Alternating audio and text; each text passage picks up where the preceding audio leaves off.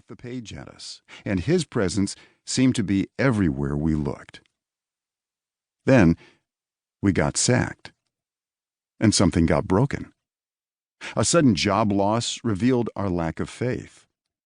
A divorce mangled our self-worth and made us wonder if we could ever trust again.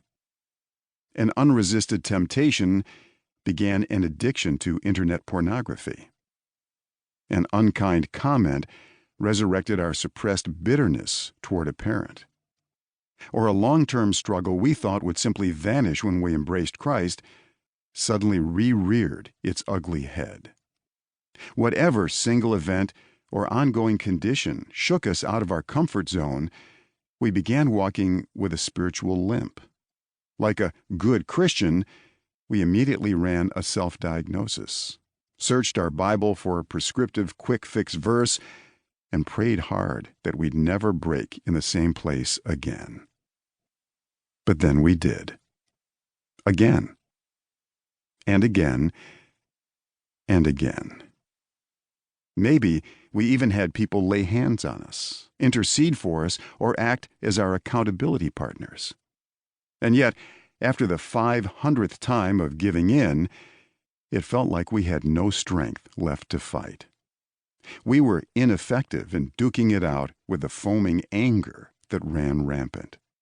We felt weak in battling our lust. We succumbed to overeating. A negative self-image kept us trapped in the maze of fear, insecurity, and despair. And eventually, we felt like a hopeless cause, an inept, ineffective Christian. Naturally, it's in this stage that the nagging questions begin.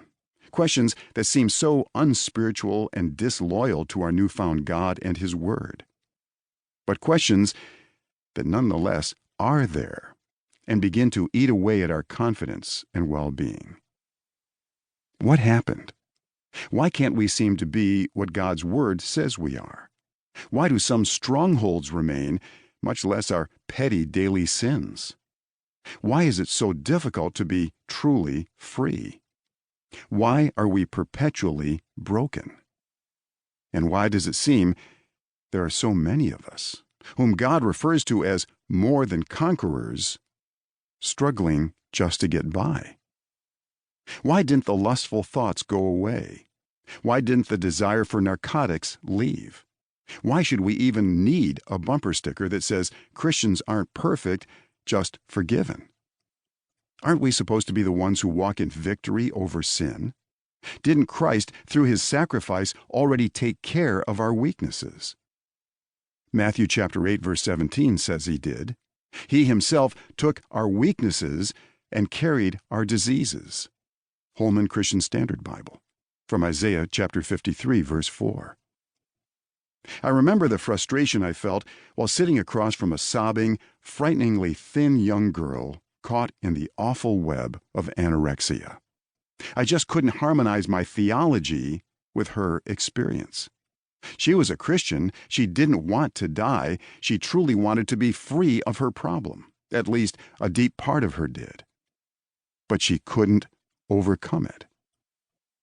Then there are the many believers I've known or spoken with who've yielded to sexual temptation and paid dear prices. I recall one spiritual leader who fell prey to homosexual behavior and lost everything: his marriage, his career, and eventually his life to AIDS. His mindset wasn't the typical rationalizing, justifying, "God made me this way" attitude. He wept bitter tears, claiming he wanted to be free. But the stronghold prevailed. I knew him. I cried with him. No one will ever convince me he wasn't sincere in his desire for freedom. You've known some. Maybe you stare at one every day in the mirror. The issues have different names, but the question is the same. Why can't we as Christians overcome certain sins and weaknesses? This is what becoming who you are is all about. Finding a full, lasting solution. I realize the title is somewhat unusual. Para seguir escuchando este audiolibro gratuitamente, haz clic en el enlace de la descripción y podrás escucharlo completo sin coste gracias a la prueba de 30 días de Audible.